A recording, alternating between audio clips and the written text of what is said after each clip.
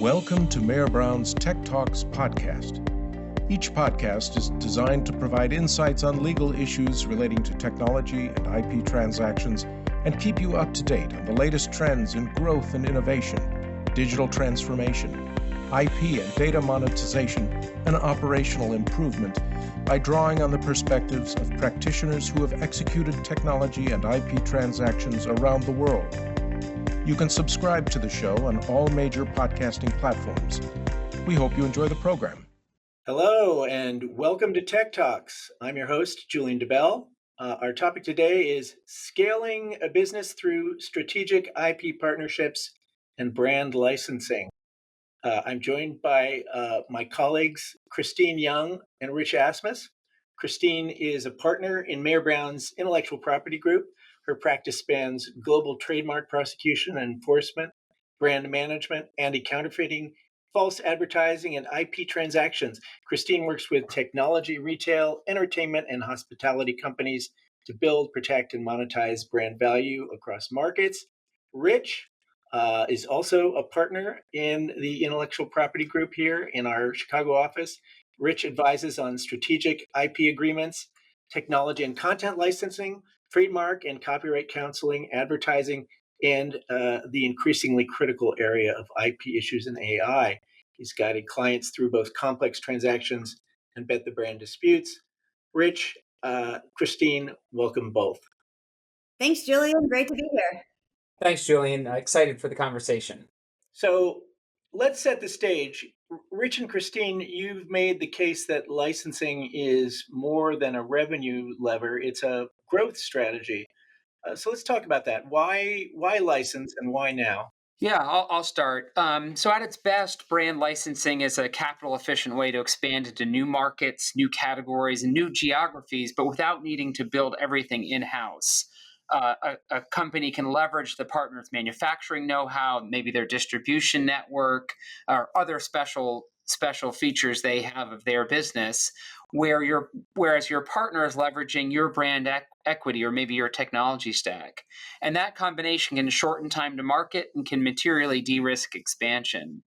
And for our clients, we see it drive durable growth when the scope is clear, parties' incentives are aligned, and brand quality is protected. I'd add that licensing is also a brand strategy. Well-structured partnerships create new touch points with consumers, elevate recognition, and reinforce brand positioning, so long as you maintain rigorous quality control and channel discipline. And when it's done thoughtfully, licensing can unlock entirely new ecosystems. Think co-branded offerings, connected services, or embedded technology that extends the brand's relevance and reach. Okay, great. Well, let's walk through the life cycle of how this would work. Before pen hits paper, what should companies do to prepare for a licensing strategy? So good question. I'd say start with readiness. Define the license type, scope, territory, and the specific brand assets or technology that you're licensing. From there, confirm that your trademarks, trade dress, copyrights, and know-how are protected for the intended geographies and also the classes of goods and services that you intend to license the IP to. From there, you can build a cross-functional team, including legal to frame things like NDAs and term sheets, quality control to set standards, finance to vet royalties and guarantees, your supply chain to pressure test fulfillment, risk management and insurance, and also tax to flag structuring and withholding issues. That front-loaded discipline prevents misalignment later on. Yeah, and you really need to be deliberate about the partner you choose. You want to conduct diligence on their product quality, their reputation, maybe their regulatory history, including any existing deals that might create conflicts. And you really want to clarify the deal breakers early. Exclusivity, any minimum guarantees, IP ownership is also a common pressure point. You really want to capture that alignment in a term sheet or other written document. The clients that we see succeed go to market with a crisp value proposition. Why is this partnership a win for both sides, and how will the parties measure success? Okay, so with all that preparation under the belt, you're going into now papering this arrangement. So let's get into the contract mechanics. What are the provisions that that most reliably make or break licensing outcomes? Yeah, the scope and being precise about the scope is really foundational. You want to define the licensed intellectual property with specificity, what marks, logos, trade dress is at issue, if there's software data or know-how, what is it, what's in, what's out. And you want to tie that to the definition of licensed products or licensed services. So there's really no ambiguity about what actually triggers the rights, the royalties, and the compliance obligations. And clarity on these points help prevent the common dispute where a licensee keeps selling adjacent products that never actually use the licensed property. Yeah, and financials are the other anchor. Royalties can be a percentage of net sales or per unit, paired with upfront fees, tiered rates that encourages sale, milestone payments tied to launch or regulatory approvals, and also minimum guarantees that align commitment. Just as important as the definition of net sales, returns, rebates, taxes, freight, and other deductions should be explicit in your definition. If you have multiple product lines or regions, consider different rates for those regions.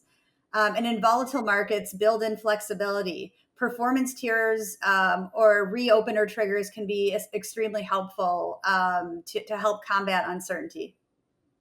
Okay, and exclusivity I know is often a contentious issue. When does it make sense to have an exclusivity clause, and how do you keep it from becoming a kind of handcuffs on the parties?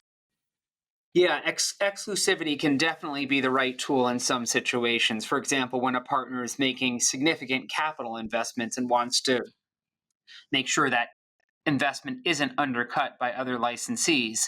Similarly, they might be opening in a unique channel, or there might be the possibility of brand dilution across overlapping categories that the parties want to protect against. Exclusivity generally should be structured narrowly, whether that's by territory, channel, or product category.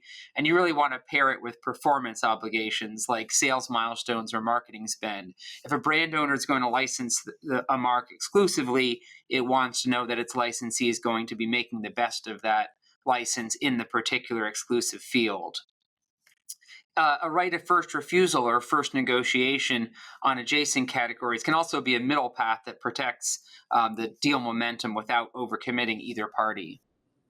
And don't underestimate quality control. It's non negotiable for brand integrity and for trademarks, and it's also a legal requirement.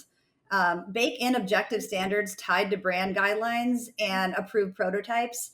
Identify what requires prior approval, such as packaging, marketing, product samples, and set review timeliness so that the business can move. The best agreements operationalize quality rather than leaving it as a vague principle that might occur. Okay, now let's talk about oversight and protection. How do audit rights, IP ownership, and AI related content fit into modern deals? Yeah, so audits should be scoped to what's necessary. Books and records related to the licensed property with reasonable frequency and should be conducted with reasonable notice. Plus, consider targeted facility inspections where quality is critical. On the IP front, be explicit about background IP and improvements.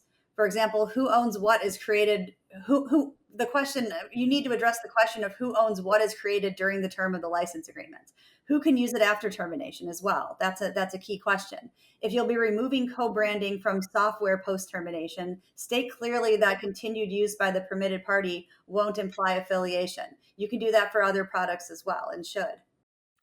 And on your question about AI is really changing the conversation in a couple ways. If either party uses AI tools to generate content like designs or software code, you want to address ownership of those AI generated outputs. You want to make sure you have clear representations on non-infringement and allocate indemnities for third-party claims. Data inputs and compliance with open source or training data restrictions can also be an issue.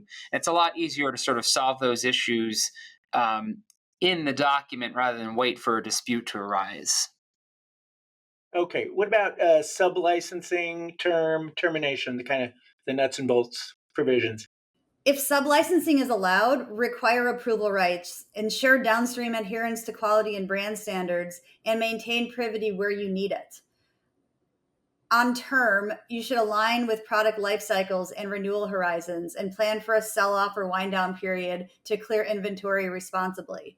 Termination shouldn't be a mystery. Define breach triggers, including failures to meet milestones, brand guideline violations, and reputational harm under a morals clause, insolvency, and for high-risk breaches like willful IP infringement, immediate termination.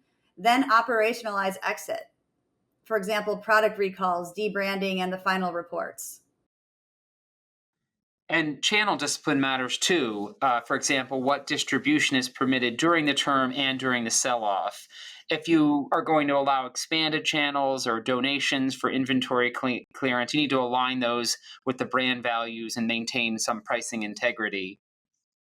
For disputes, you want to pick a venue and a method. For example, some parties prefer arbitration for speed and confidentiality, while other parties are worried about preserving injunctive relief to stop misuse fast. And you really want to designate how third-party infringements are monitored.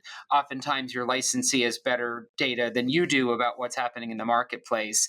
And for that reason, you also want to determine who can sue, how those costs of suit are shared, and how any recoveries are allocated. Okay, so it goes without saying that these are times of great economic uncertainty, but that's kind of always the case. How should parties build resilience into their deals? Like, what's practical midstream measures if market conditions shift? Yeah, there are two dimensions to that. Sort of prospective resilience. So, for example, you can define net sales to exclude tariffs and government-imposed costs where appropriate. You can have tiered royalty structures that flex with demand, force majeure clauses that can contemplate supply chain shocks.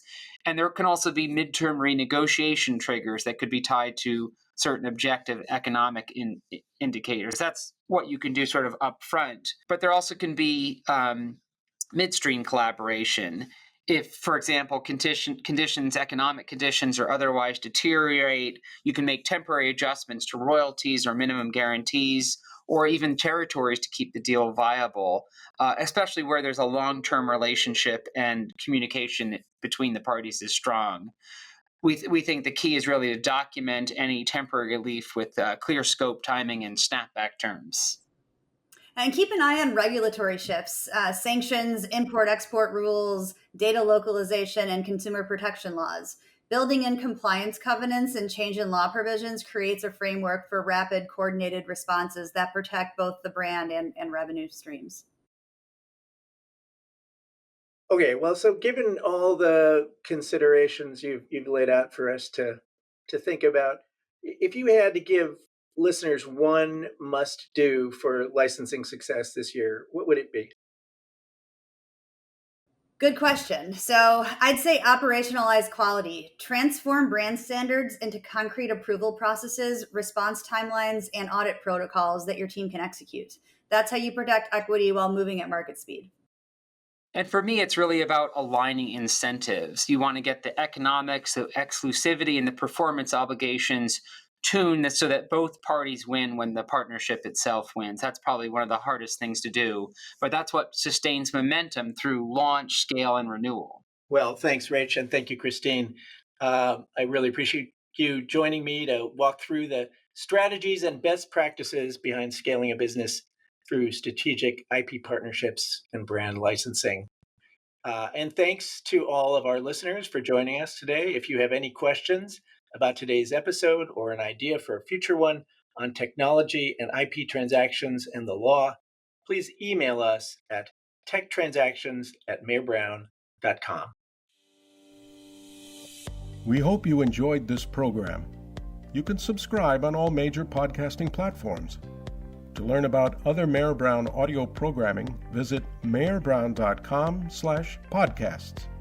Thanks for listening.